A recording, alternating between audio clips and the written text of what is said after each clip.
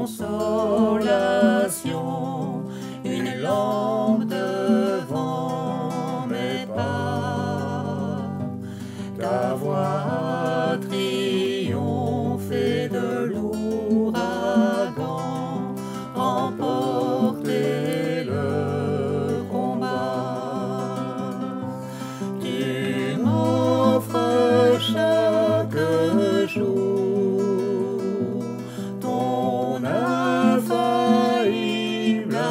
amour, toi qui as fixé le cours des étoiles, sois mon encre, sois ma voile.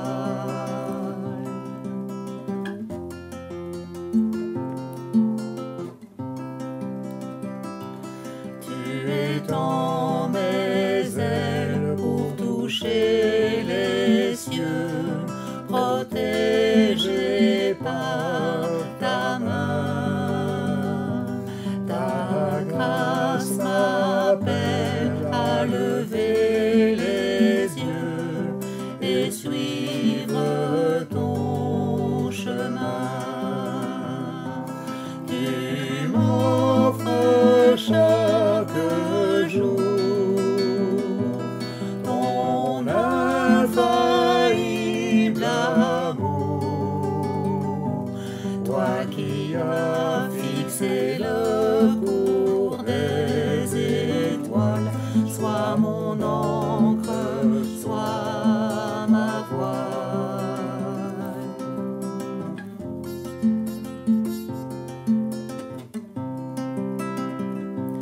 Ta miséricorde coule de la croix, ton sang m'a racheté.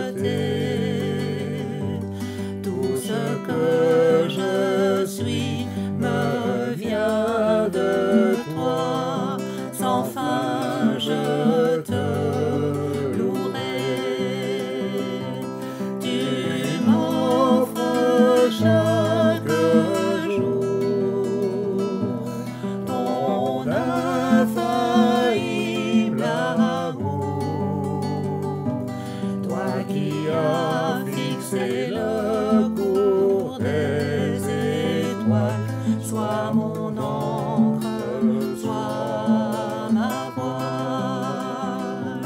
Tu m'offres chaque jour ton infaillible amour, toi qui as fixé le cours des étoiles, sois mon encre, sois ma voile.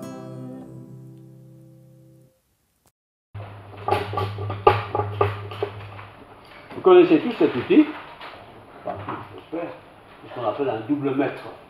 Un double mètre, ça fait 2 mètres. Mais parfois, le double mètre, qu'est-ce qui se passe? Il se casse, ça fait exprès, il s'est cassé. Ça marche encore un peu, hein, ça mesure encore un peu, mais il n'y a plus qu'un mètre, quoi. Hein, et si je dois mesurer 2 mètres, il faut que je dépasse ce mètre de 2 mètres. Mais dans la vie, c'est parfois comme ça. C'est bon, tout va bien, la vie est belle, j'ai ma fonction, 2 mètres, et puis arrive un petit accident, voilà, c'est moi qui l'ai cassé, hein, j'ai été un peu nerveux peut-être, et clac, ça a cassé, et maintenant j'ai la moitié de 2 mètres, 1 mètre, ça va aussi, hein, mais il reste toujours un petit, je ne sais pas si je vais l'avoir, il reste toujours un petit vestige pour me rappeler que ce mètre-là était double, et que maintenant il n'est plus que seul. C'est ce qui se passe parfois dans la vie. On est bien, la vie va bien, des mois, des années, pas de problème. Et puis tout d'un coup arrive quelque chose, un accident, une crise X ou Z, et hop, on se retrouve peut-être avec la moitié. Ça marche encore parce qu'on peut se déplacer 2 fois, mais c'est plus difficile, c'est moins précis. Dieu a dit un jour dans sa parole, nous allons lire, quelle est la mesure que vous utilisez pour mesurer? Quelle est la mesure que vous utilisez pour mesurer? Matthieu 7, verset 1, 3 versets. Ne jugez pas afin que vous ne soyez pas jugés. Bon maître ici, il n'y a rien à dire, c'est un bon maître. Parfait. Maintenant, si je viens chez vous avec un maître qui est cassé, vous me dites, tiens, qu'est-ce qui s'est passé pour que ce maître soit cassé? Ne jugez pas, afin que vous ne soyez pas jugés. L'autre, n'importe qui, peut-être il vit des choses difficiles, peut-être il est un peu moins croyant que vous, peut-être qu'il est moins quelque chose que vous, et on a une faculté, nous les humains, à facilement juger. Ne jugez pas, Matthieu 7, 1, pourquoi? Afin que vous ne soyez pas jugés. Personne n'aime d'être jugé par l'autre. Mais pour que je ne sois pas jugé par l'autre, il faut que moi, je ne juge pas l'autre. C'est Jésus qui a dit ça. Un autre verset, 1 Samuel 16, 7, Ancien Testament. Samuel, c'est un prophète. L'Éternel ne regarde pas à quoi l'homme regarde. Il devait choisir une femme pour son maître. Et l'appréciation qu'il avait, lui, n'était pas forcément juste. Je relis. L'Éternel ne regarde pas ce à quoi l'homme regarde. Car l'homme regarde à l'apparence extérieure, mais l'Éternel regarde au cœur. J'en profite pour le dire. Si vous avez envie de vous marier, c'est légitime. Mais ne regardez pas que l'extérieur. Regardez aussi l'intérieur. Il faut les deux. Faire attention de ne pas se laisser avoir. C'était donc 1 Samuel 16, 7, et puis encore un verset, Éphésiens 2, 8. C'est par la grâce que vous êtes sauvés, par le moyen de la foi. Et ça ne vient pas de vous. Cela vient de Dieu, c'est un don de Dieu. 3 textes qui vont alimenter ma réflexion de ce matin. Un évangéliste anglais, dont je ne vais pas retrouver le nom, mais c'est authentique ce que je vous dis, avec une pointe d'humour bien placée, a dit ceci. 3 choses m'étonnent, ou m'étonneront plutôt, quand j'arriverai au ciel. 3 choses m'étonneront quand j'arrive au ciel. Je le cite. 1. De rencontrer des personnes que je ne pensais pas y voir. 2. Ne pas rencontrer des personnes que je pensais y trouver. 3. Et surtout, d'y être moi-même. Alors, ce matin, posons-nous la question. Si aujourd'hui, à l'instant, dans 3 minutes qui viennent, voilà, tout d'un coup, je sais pas, un cataclysme X ou Z arrive et tous on meurt tous en même temps. Où irais-je? Où serais-je? Dans la présence de Dieu? Ou loin de la présence de Dieu? Et la Bible nous dit que c'est pendant que nous sommes bien vivants qu'il nous faut choisir. Il ne faut pas attendre qu'on soit mort parce que là on ne sait plus rien choisir. Mais dès qu'on a la conscience de comprendre les choses, il nous faut choisir. Choisissez aujourd'hui qui vous voulez suivre. On peut suivre la mode, la manière de vivre des gens en général, ou on peut suivre le Seigneur, notre Seigneur Dieu, incarné dans la personne de Jésus qui nous a fait connaître le Seigneur. 3 sujets d'étonnement de la part de cet article que je vous ai lu, enfin je l'ai cité. 3 sujets que j'aimerais développer maintenant, brièvement. Premièrement, ne jugez personne. Personne. Pourquoi? Afin que vous ne soyez pas jugés. Si j'ai une tendance à juger les autres, bien sûr on est des humains, on a une tête, on réfléchit, on apprécie ou on n'apprécie pas, mais il ne s'agit pas d'apprécier parce qu'il est grand et petit, il s'agit de juger. Je lis donc Matthieu 7, 1, 2. Ne jugez personne afin que vous ne soyez pas jugés. Car du jugement que vous jugerez, vous serez jugés. Et de la mesure dont vous mesurerez, il vous sera mesuré. C'est le Seigneur Jésus qui a prononcé ces paroles. Quand je peux apprécier quelqu'un, je vous dis, il est formidable, chante bien, il est intelligent, je peux dire tout ça. Ce n'est pas de cette appréciation-là, mais juger une personne. Juger une personne pour la condamner. Ah, oui, cette personne-là, regarde un peu, c'est du jugement. Des jugements parfois sévères. Peut-être la personne n'est pas au courant, mais vous jugez. Et la parole de Dieu nous dit, la manière dont tu juges l'autre, tout au long de ta vie de chrétien en particulier, tu seras toi-même jugé par l'autre. Tu ne le sauras peut-être pas, mais tu seras jugé. Alors quand Jésus a prononcé ces paroles dans Matthieu 7, il y avait là rassemblé, Jésus parlant des foules, il y avait là bien sûr des juifs pieux, des juifs vraiment pieux, très religieux, très consacrés. Ils avaient le nez toute la journée dans la Torah, dans la loi de Dieu. Il y avait là aussi bien sûr des juifs entre guillemets laïcs. Ils sont juifs, ils écoutent les discours des uns et des autres, mais ils ne sont pas spécialement croyants. Ça existait à l'époque de Jésus, bien sûr. Il y avait là aussi parmi ceux qui écoutaient de Jésus des gens qui étaient incrédules. Ils ne croient pas, c'est pas leur truc, quoi. Ils sont incrédules, mais s'intéressent quand même. Ils sont incrédules. Et puis il y avait là des étrangers, en grande partie des juifs, mais aussi des étrangers qui étaient là. Quelqu'un parle, ils s'arrêtent, ils écoutent. C'est un peu comme ça dans la vie, en fait. Nous rencontrons, à peu près toutes les semaines, des gens qui sont pieux, qui sont croyants, actifs, des gens qui sont laïcs, aujourd'hui il y en a beaucoup, des gens laïcs, ils ne sont pas incrédules, mais ils ne croient pas non plus, donc, ils sont neutres, quoi, ils ne savent pas. Et puis il y a bien sûr le troisième genre, des gens qui sont étrangers, ils viennent d'un autre pays par exemple, avec une autre culture, une autre religion, ils ont toujours appris ça, c'est leur culture, c'est comme ça. Nous sommes confrontés avec ça tout le temps, très régulièrement. Je relis le texte que j'ai lu, c'est dans la mesure dont vous mesurez que vous serez mesurés. Quelle mesure ai-je moi par rapport à l'autre? Celui que je connais bien, c'est facile, je l'aime bien, on s'entend bien, il n'y a pas de problème. Mais l'autre, ce matin, des visages que je n'ai pas encore vus. Bienvenue. Mais est-ce que j'ai un jugement? Il a mis un t-shirt numéro 97, je le vois là. Je pourrais dire, mais ça ne se fait pas pour la l'église, on ne met pas de t-shirt avec un numéro 97, parce que ce numéro... Oui, c'est un exemple, ne vous inquiétez pas. C'est très beau les t-shirts. Oui, mais c'est comme ça.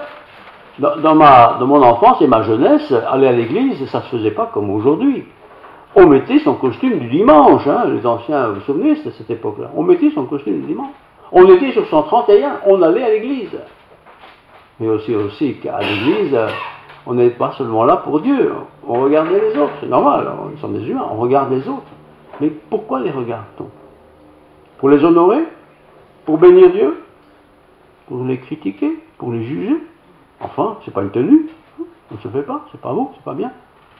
Et nous sommes comme ça aussi, même en tant que chrétiens. Et dans la mesure dont vous mesurez que vous serez jugés. Matthieu 7 à 6, je vais le lire maintenant le passage en entier. Matthieu donc, chapitre 7, versets 1 à 6.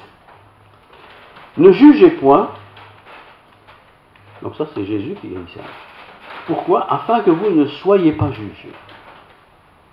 Personne n'a envie d'être jugé. C'est humain ça. Première chose qu'il faut faire, dit Jésus, c'est de ne pas juger les autres toi. Ne jugez point, afin que vous ne soyez pas jugés. Et on vous jugera, le cas échéant, du jugement dont vous jugez.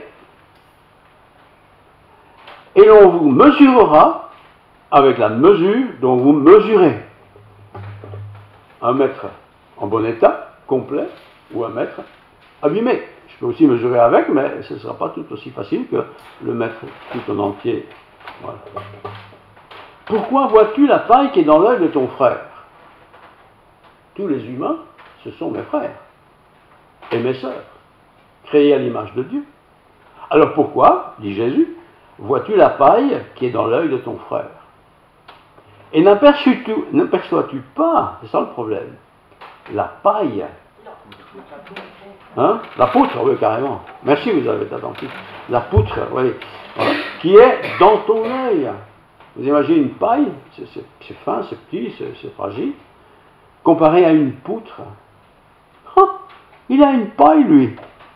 Une paille, ça peut être un défaut d'attitude, de comportement, peut-être quelque chose qu'il fait qu'il ne devrait pas. Je vois cette paille, mais pendant que je regarde cette paille, je ne vois pas moi la poutre qui est en moi. Moi qui suis peut-être un escroc, un vendeur de qualité mauvaise, de choses, ou autre chose encore. Pourquoi ne vois-tu pas ta propre vie? Et naturellement, je dirais qu'on regarde souvent les autres. Et on se compare en disant, c'est quand même un peu mieux que celui-là. Et on se contente du petit peu mieux de celui-là. Pourquoi vois-tu la paille qui est dans l'œil de ton frère et n'aperçois-tu pas la poutre qui est dans ton œil? Ou comment peut-on dire à ton frère, laisse-moi ôter la paille de ton œil?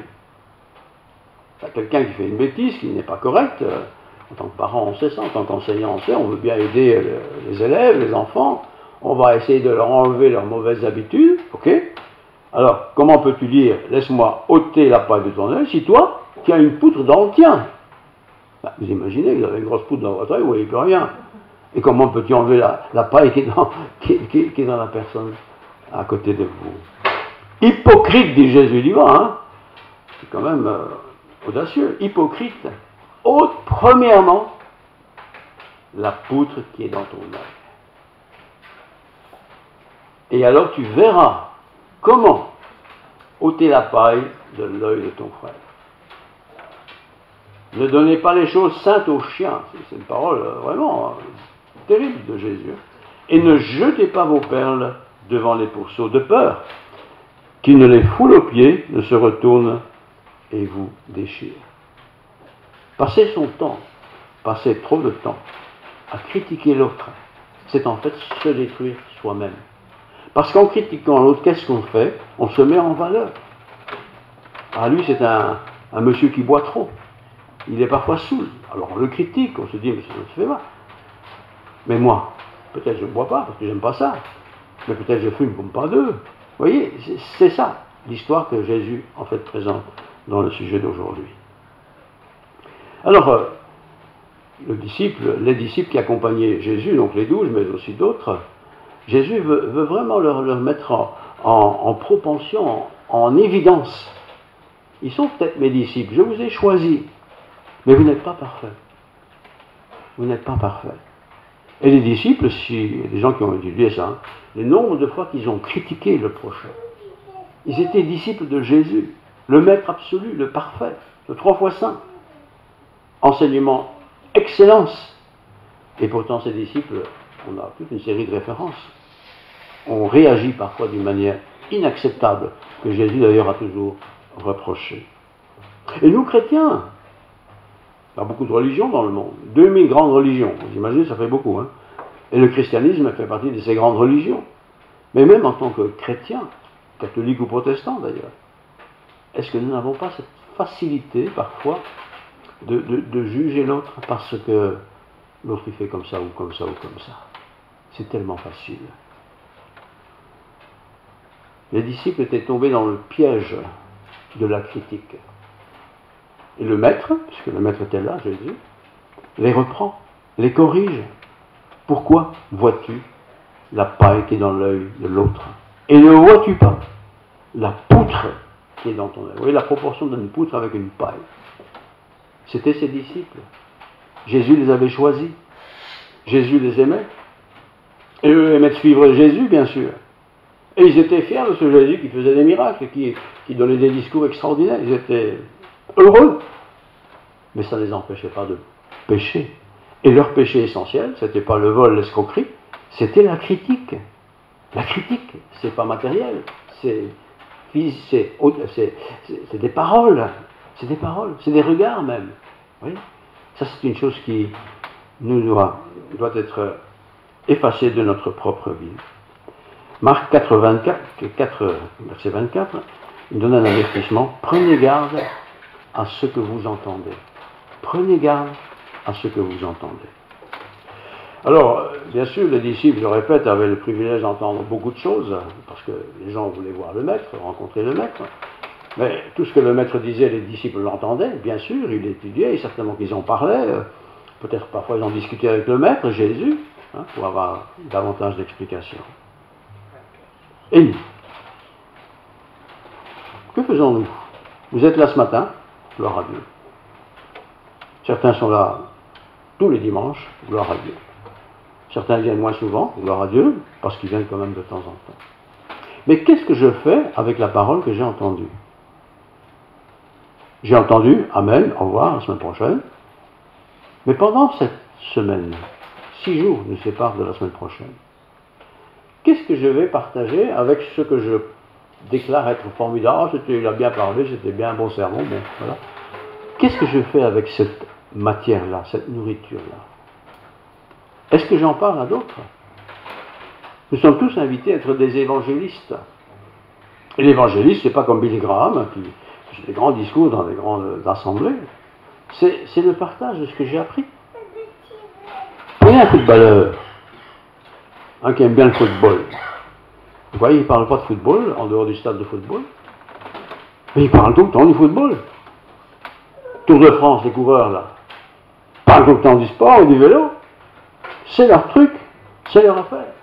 Ils donnent envie aux autres, peut-être de faire comme eux, ou de vivre un peu comme ils vivent.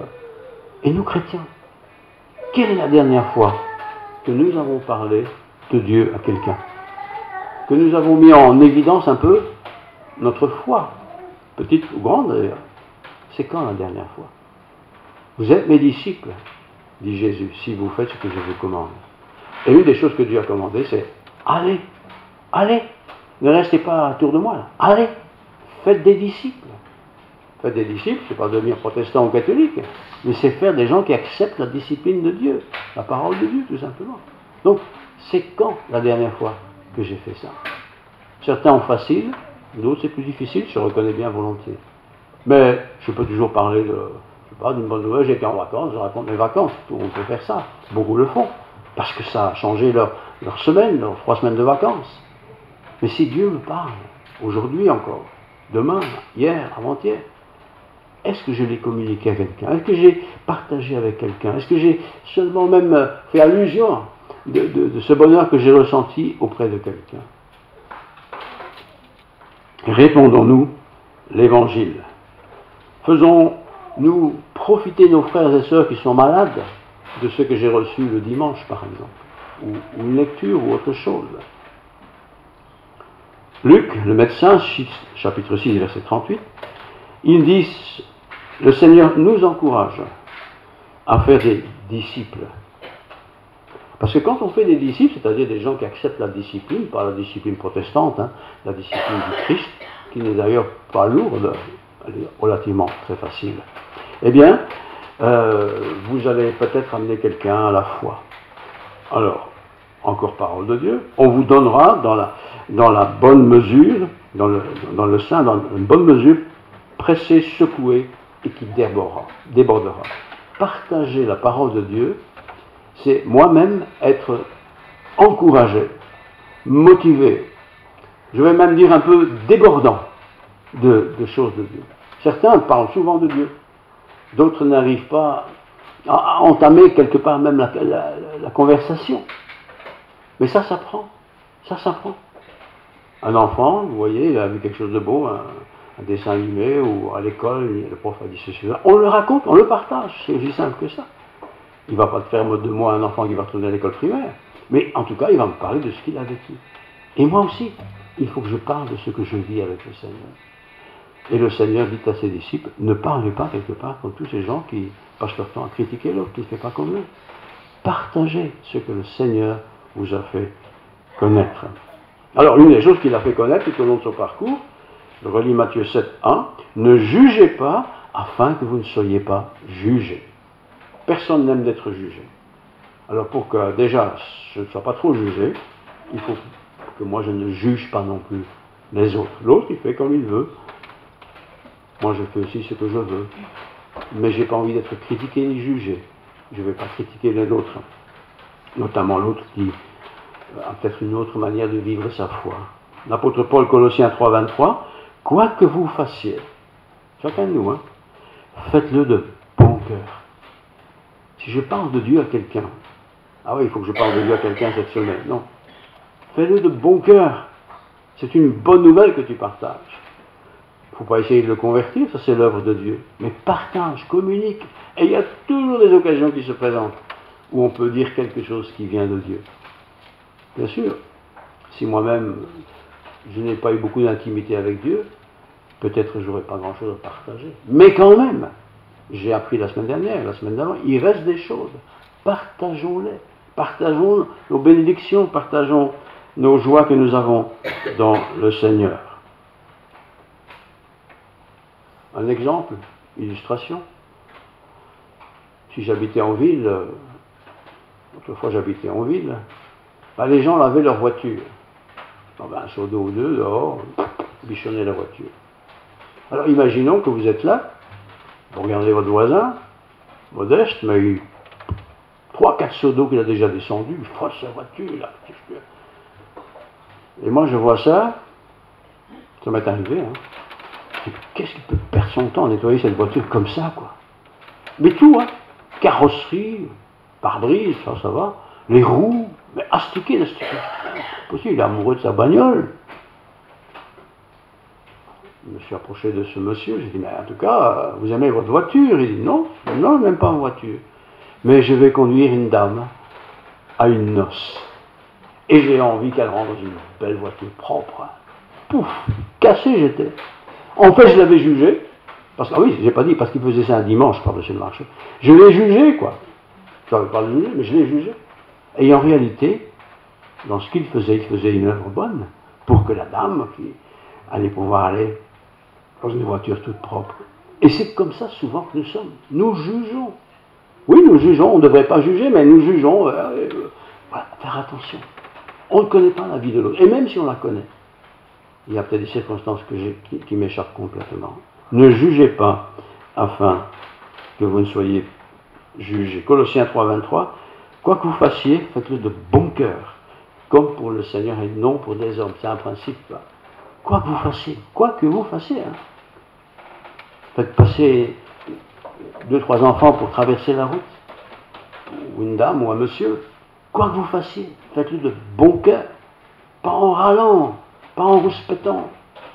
Tu dois étudier pour l'école, fais-le de bon cœur, même si c'est difficile. Vous voyez, les choses sont tellement différentes quand on le fait de bon cœur. Dieu a dit un jour ceci, enfin c'est le Seigneur qui nous le dit, l'Éternel ne regarde pas ce que l'homme regarde, l'humain. Car l'homme regarde à l'apparence extérieure, mais l'Éternel regarde au cœur. On voit des gens, on les regarde, on les observe. Allez en ville, asseyez-vous sur un banc pendant une demi-heure, regardez les gens autour de vous, vous allez voir toutes sortes de choses. Et instinctivement, en tout cas c'est mon cas, j'essaie de ne pas juger, mais je juge. Je dis, enfin, c'est possible que je laisse son chien qui fait pipi contre le machin, là. Vous voyez, ça arrive, hein.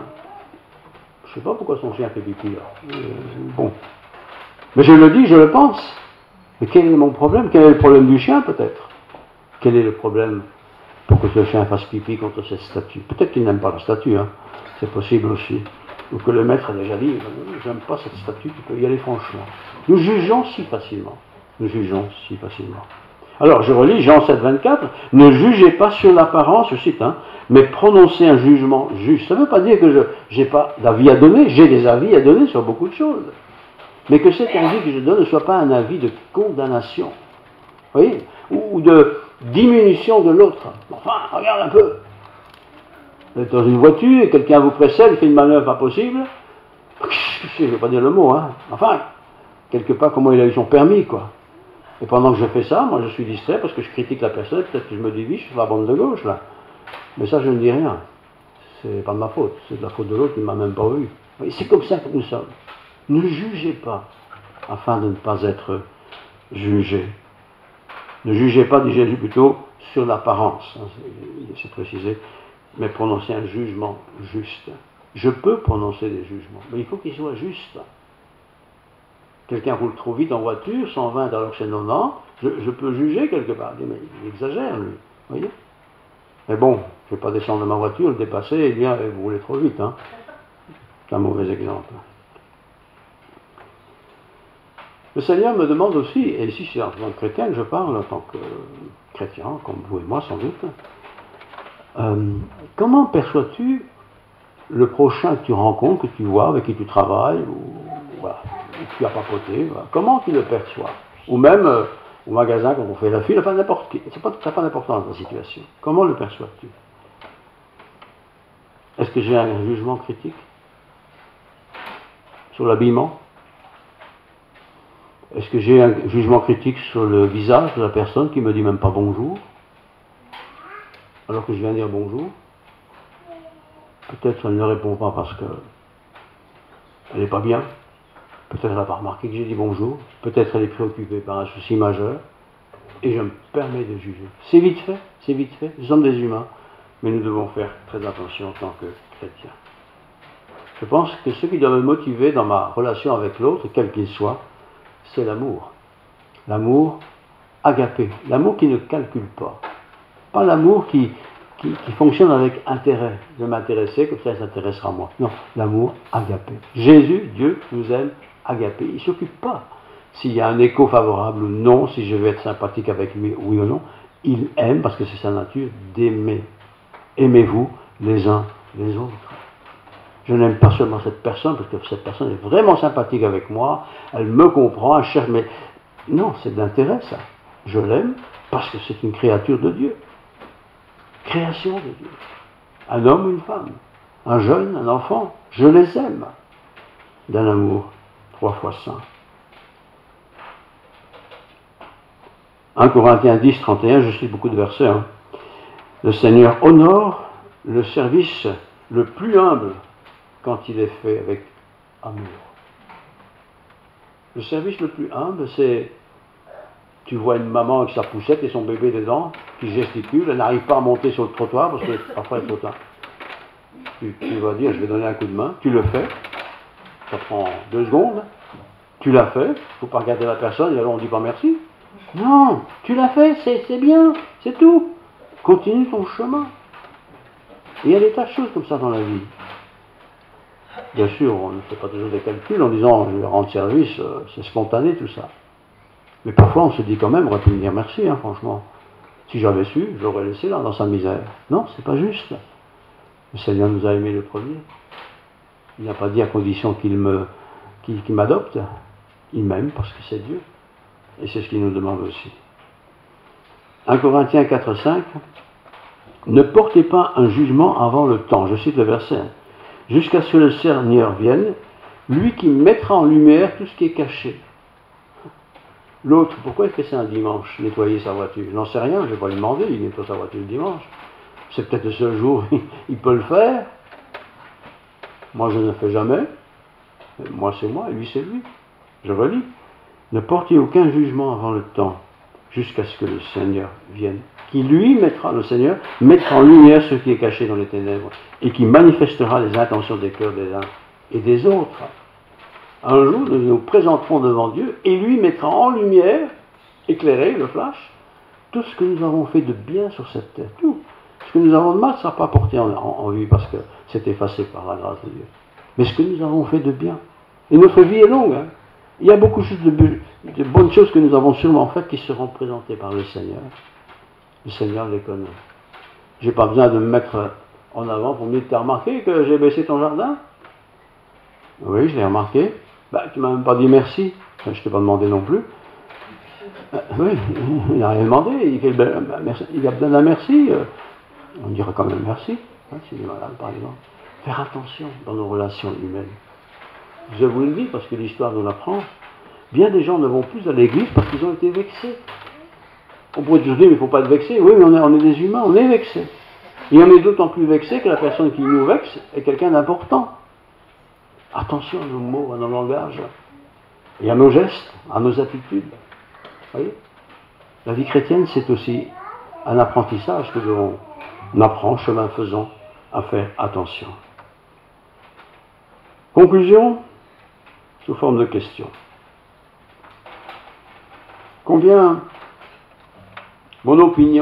Comment mon opinion sur quelqu'un s'est-elle formée?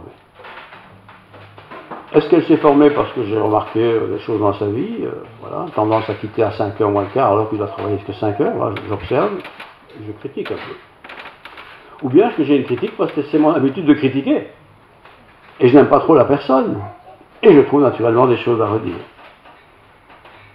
Dans mon amour pour le prochain c'est celui qui est proche de moi. Voilà, une voisine, un parent, un collègue à l'école, ou n'importe. Est-ce que je l'aime vraiment?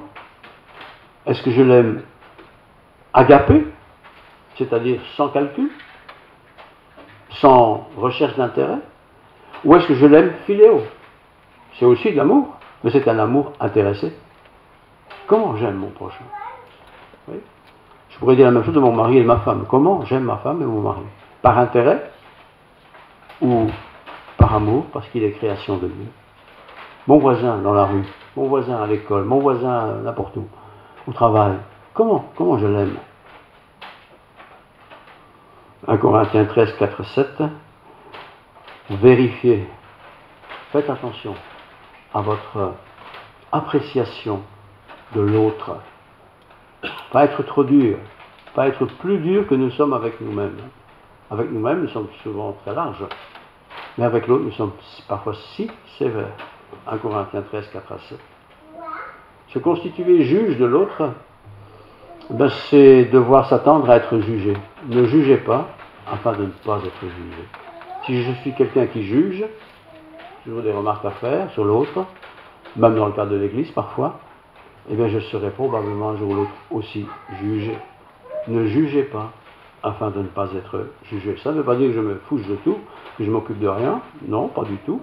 Au contraire, je veux participer à l'édification du corps du Christ, mais je le fais toujours avec beaucoup d'amour. Il y a bien sûr des hypocrites, je termine. Les hypocrites, ce sont ceux qui ont un visage qui n'est pas le vrai, qui n'est pas l'authentique. Leurs gestes même ne sont pas authentiques. Ça existe autour de nous. Il ne faut pas les arracher, il ne faut pas arracher, livrer, il faut laisser croître l'un et l'autre.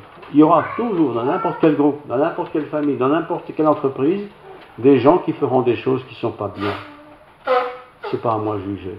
Le Seigneur saura être le juge au bon moment. N'arrachons pas non plus la mauvaise herbe. Et ceux qui ont des jardins et des potagers où ça a bien poussé, ben, il est difficile de n'arracher que la mauvaise herbe. Hein.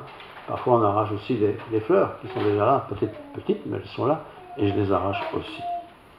Alors, pour terminer, nous avons toutes les grâces de Dieu, et j'aimerais vous lire le texte de Éphésiens 2. La foi est un moyen que Dieu a choisi pour nous faire connaître la grâce. La foi est un moyen que Dieu nous a donné pour connaître la grâce. J'ai la foi dans la parole de Dieu, j'ai la foi que Dieu m'aime, et cette foi va grandissante au fil des temps, parce que je vais faire des expériences avec Dieu, des expériences dans la vie, et au plus cette foi va augmenter dans le temps pour moi, au plus je vais avoir de l'intérêt pour l'autre, et au plus je vais apprécier l'autre qui a peut-être une petite foi. Parce que ma foi, qui peut être grande, va aussi encourager peut-être celle qui a une petite foi. Pas comme ça simplement en comptant sur les beaux nuages qui vont passer, mais aussi parce que je vais lui parler. Elle ou lui, un enfant, un ado, n'importe. Je vais lui parler, je vais montrer des attitudes de reconnaissance, d'assistance, d'aide, d'amour. La foi, conclusion totale, est le moyen que Dieu a choisi pour nous faire connaître la grâce. J'ai foi dans la grâce de Dieu. J'ai accepté cette foi, j'ai accepté cette grâce de Dieu par la foi. Je vais le partager, je vais essayer de le partager, de le communiquer, de le transmettre. Et quand j'aurai le bonheur de voir l'un ou l'autre venir au Seigneur, et lui aussi à son tour, etc., alors je suis dans la joie. Nous ne sommes pas devant Dieu avec nos mérites. J'ai fait ça, j'ai fait ça, j'ai fait ça. Il y a beaucoup de choses qu'il nous faut faire. Mais il y a beaucoup de gens qui ne sont pas croyants qui font aussi beaucoup de choses. Mais ce que Dieu me demande, c'est d'aimer mon prochain comme moi-même. Je plains ceux qui ne s'aiment plus. Et parfois on ne s'aime plus parce qu'on est dégoûté de la vie qu'on a menée. Alors là, il y a quelque chose à faire, c'est se repentir, vraiment. De mettre tout ça à plat, de confesser tout ça au Seigneur. Et lui nous purifiera de tout péché. Et quand je suis purifié, je vais pouvoir de nouveau regarder l'autre, apprécier l'autre, parler avec l'autre, avec délicatesse, gentillesse, politesse, sans écraser. J'aime pas d'être écrasé, il ne faut pas écraser l'autre. C'est le Saint-Esprit qui fait l'œuvre. Mais il nous utilise tous. Alors voilà ce que je voulais vous laisser pour aujourd'hui. Mesurer, Dieu nous mesurera avec la mesure que je mesure. Tu es généreux, Dieu sera généreux avec toi. Tu es dur, tu es méchant, Dieu sera dur et méchant avec toi. Il est aussi notre Père. Il est Dieu, mais un Dieu aimant. Prions le Seigneur. Père Céleste, je veux vraiment te dire merci pour ta parole qui est la vérité, Elle est chemin, elle est vie. Elle est éternelle. Elle est bonne, elle est sainte. Merci Seigneur. Béni soit ton nom. Amen.